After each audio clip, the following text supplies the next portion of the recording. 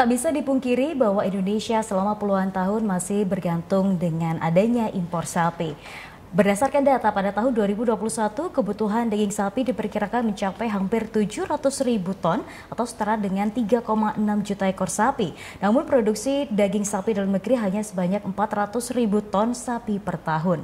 Tingginya permintaan ini membuat Indonesia memiliki ketergantungan terhadap impor daging sapi hampir 50% dari permintaan. Lalu bagaimana upaya pemerintah untuk menangani krisis ini? Bersama saya Khairunisa, let's talk about it.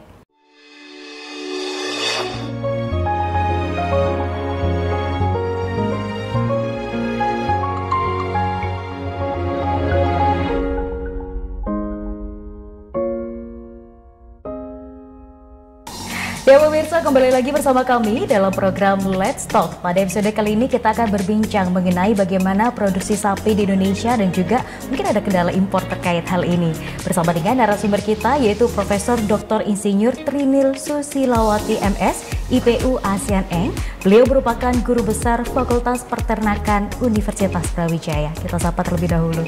Assalamualaikum Prof. Waalaikumsalam warahmatullahi wabarakatuh. Alhamdulillah. Sehat Prof hari ini? Alhamdulillah. Sehat. Baik Prof. Tadi di awal saya sempat menyampaikan suatu isu berkaitan dengan produksi dari daging sapi itu sendiri dan adanya impor ini Prof. Menurut pandangan Prof bagaimana? Iya.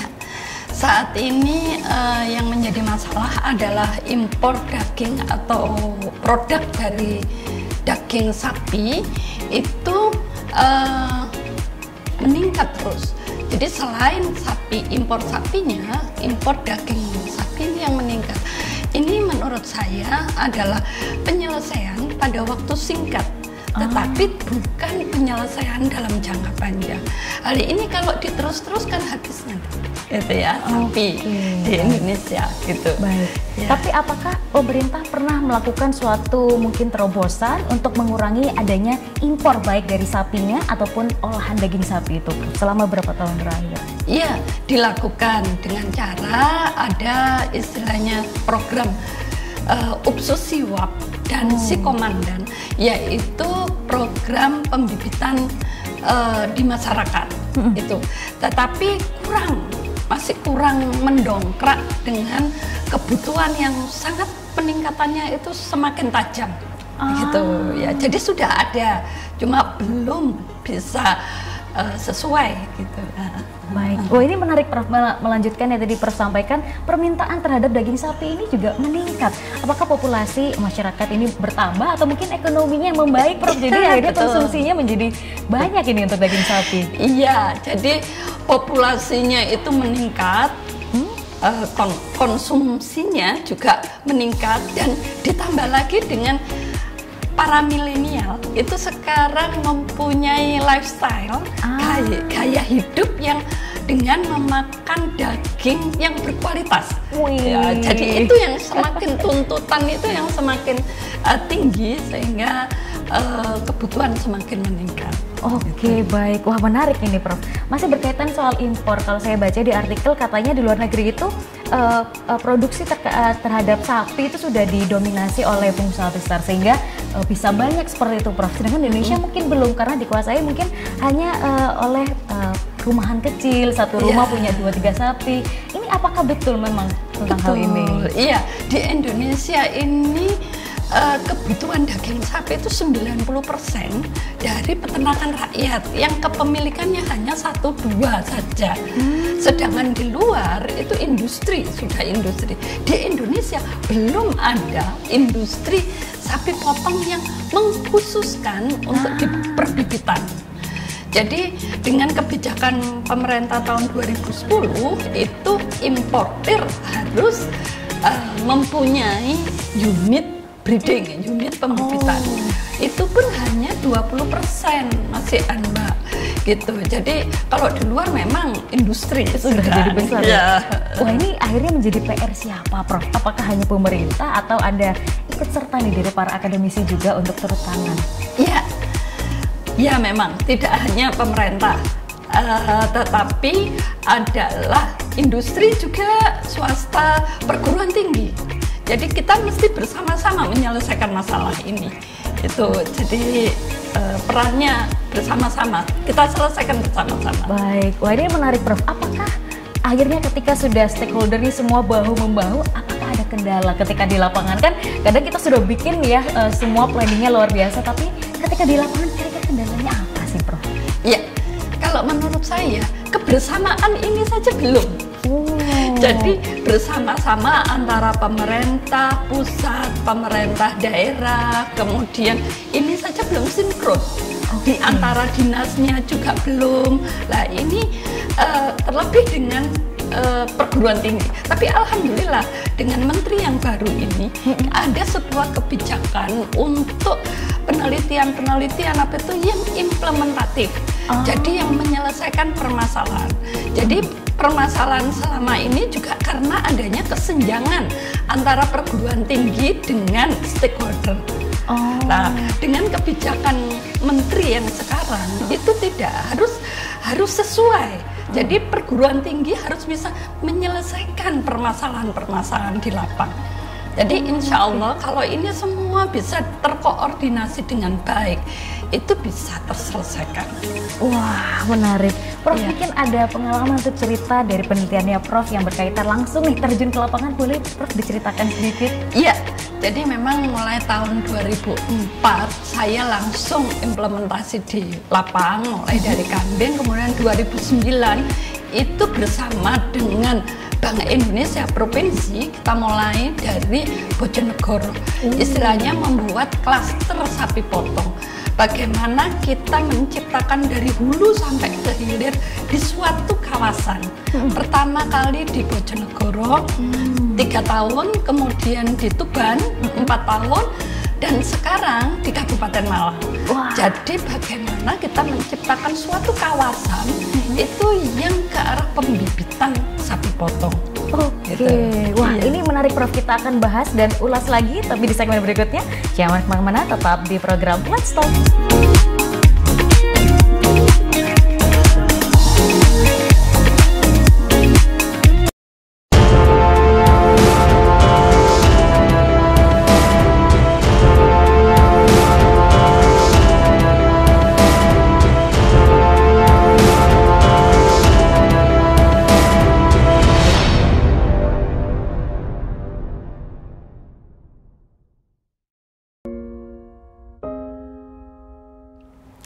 Ya pemirsa, kembali lagi bersama kami dalam program Let's Talk. Masih bersama dengan Prof Trinil. Tadi sebelumnya di segmen 1, Prof Trinil telah menceritakan penelitiannya mulai dari Bojonegoro sampai sekarang di Kabupaten Malang terkait dengan pembibitan dari sapi. Prof, silahkan dilanjutkan lagi ceritanya. Iya, sebetulnya memang bidang saya itu manajemen reproduksi.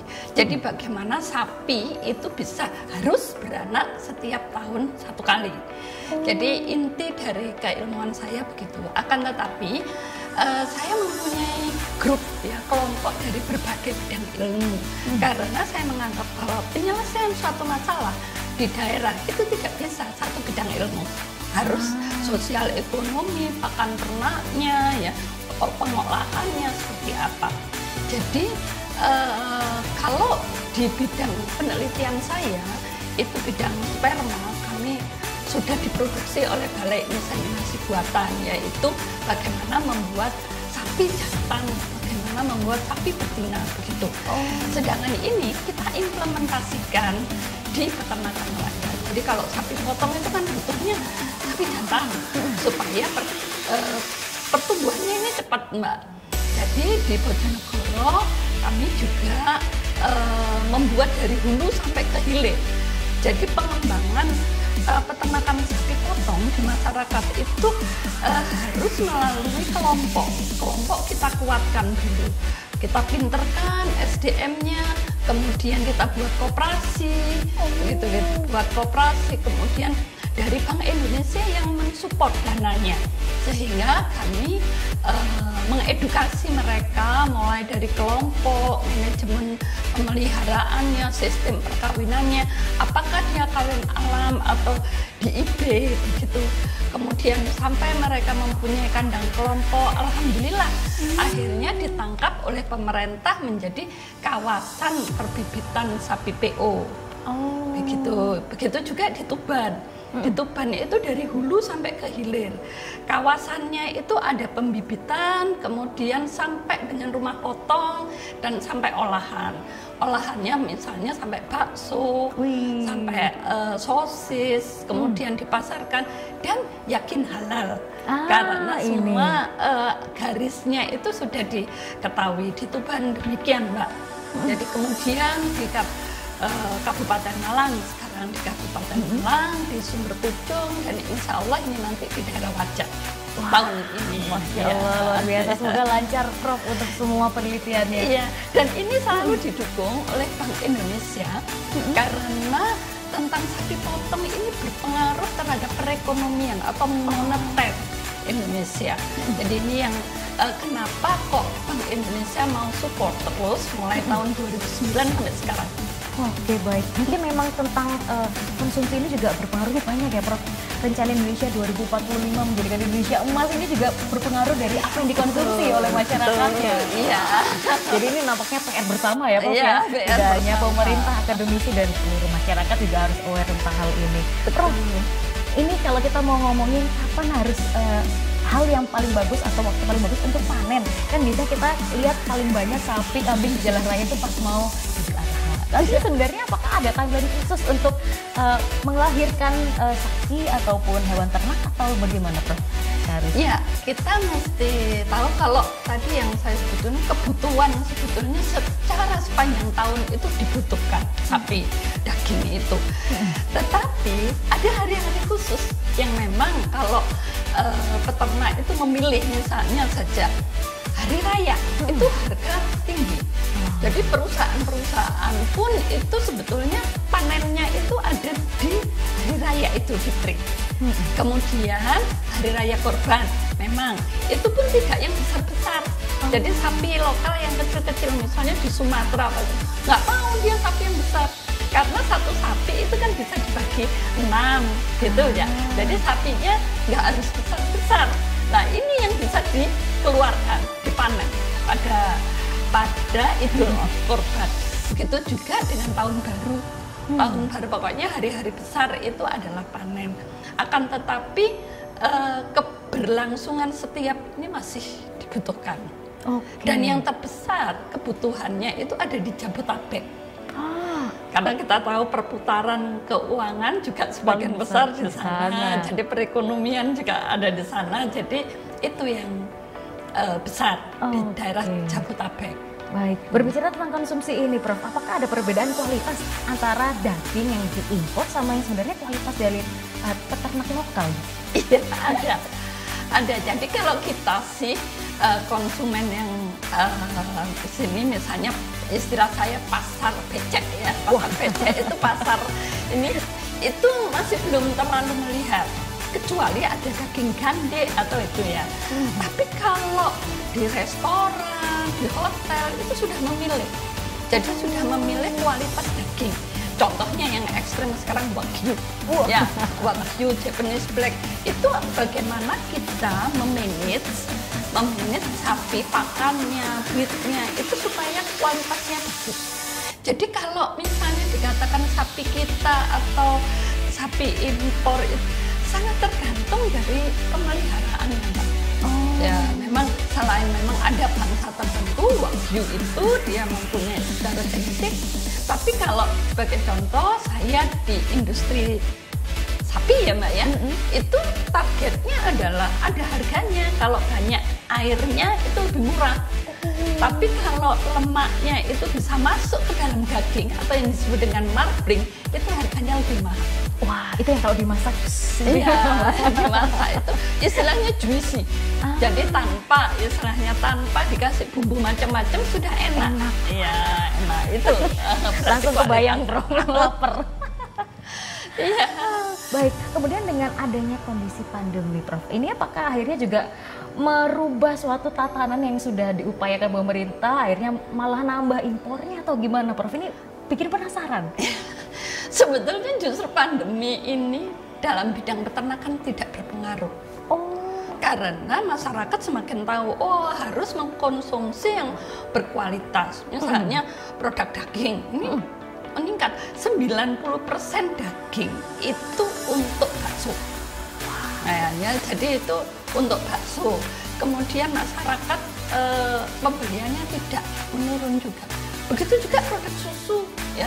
Susu itu justru tidak terpengaruh dengan pandemi ini. Orang-orang sudah tahu, oh harus mengkonsumsi yang berkualitas. Dan begitu juga dengan ayam. Insya Allah untuk peternakan tidak berpengaruh. Oke, saya kira ketika ada misalnya pembatasan wilayah, akhirnya masyarakat ada yang WFH gitu, peternak WFH itu nggak mungkin ya, Prof? Enggak, jadi tetap peternaknya tetap melakukan ya, aktivitasnya. Ya. Jadi sekarang kan ada online ya Mbak ya. Jadi walaupun beli daging kan online juga nggak masalah. Oh benar juga ya. Baik Prof, kalau di Indonesia sendiri yang paling banyak untuk menghasilkan ternak sapi lokal itu di daerah mana?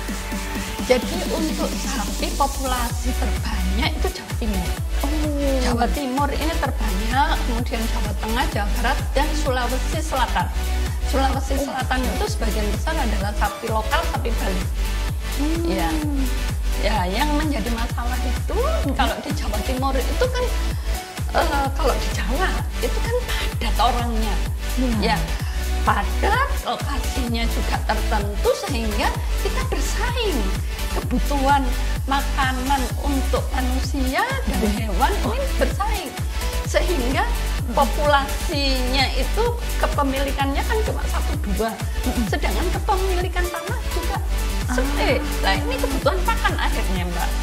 Oke, wah ini menarik sekali nih berbicara tentang bagaimana ternak sapi di Indonesia. Kita akan masih membahas di segmen berikutnya. Jangan kemana-mana, tetap di program Let's Talk.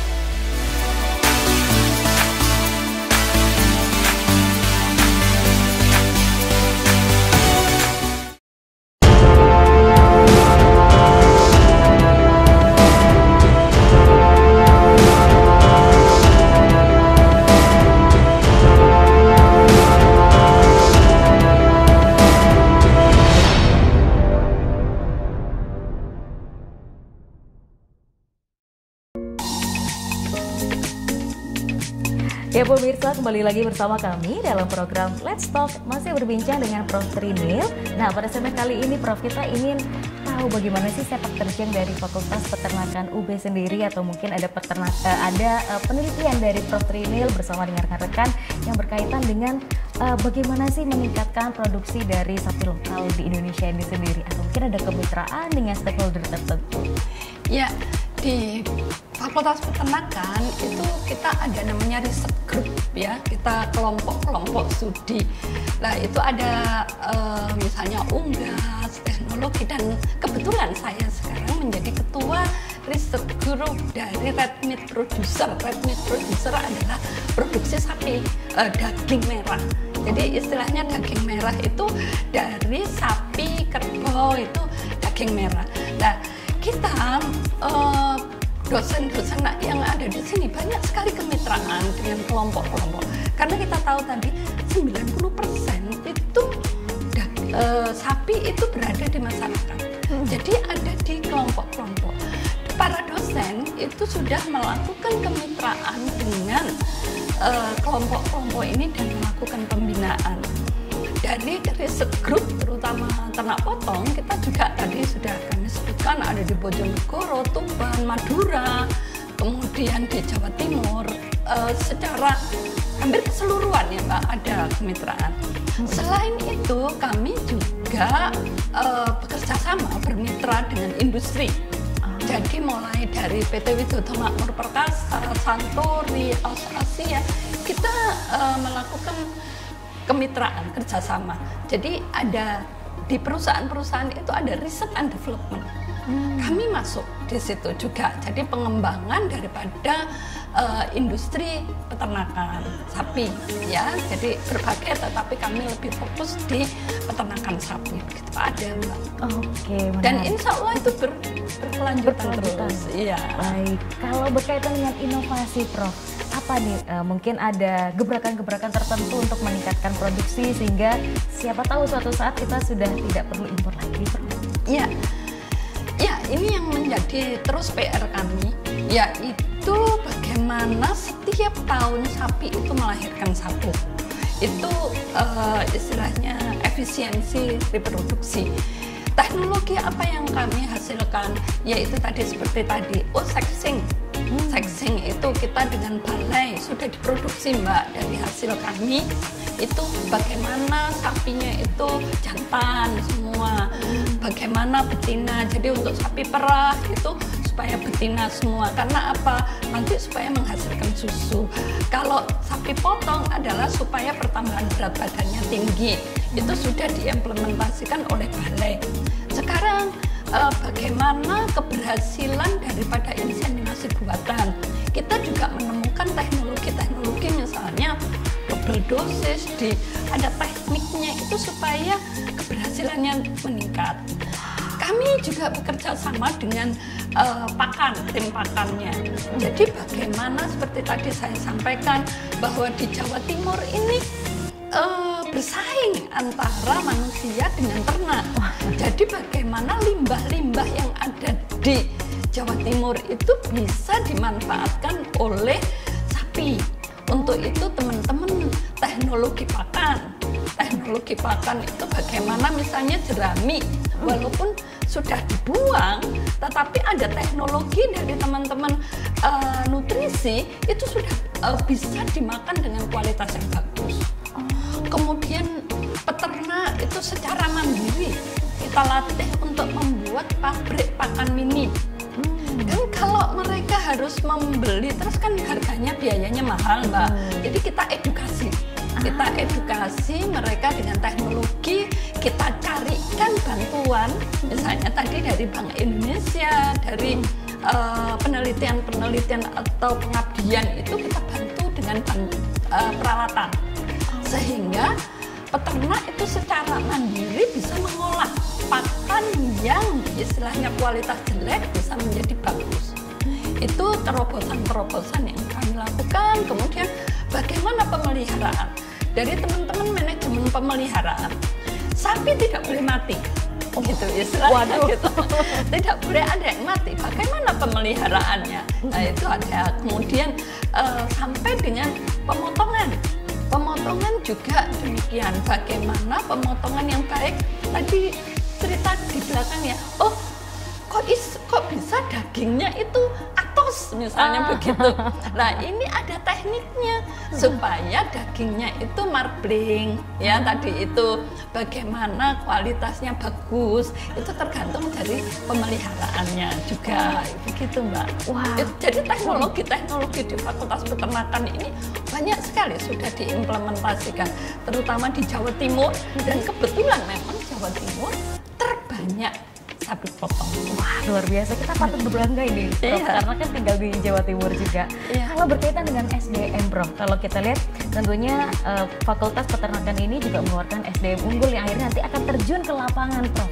Apakah akhirnya juga salah satunya akan menjadi peternak di masa depan atau bagaimana ini?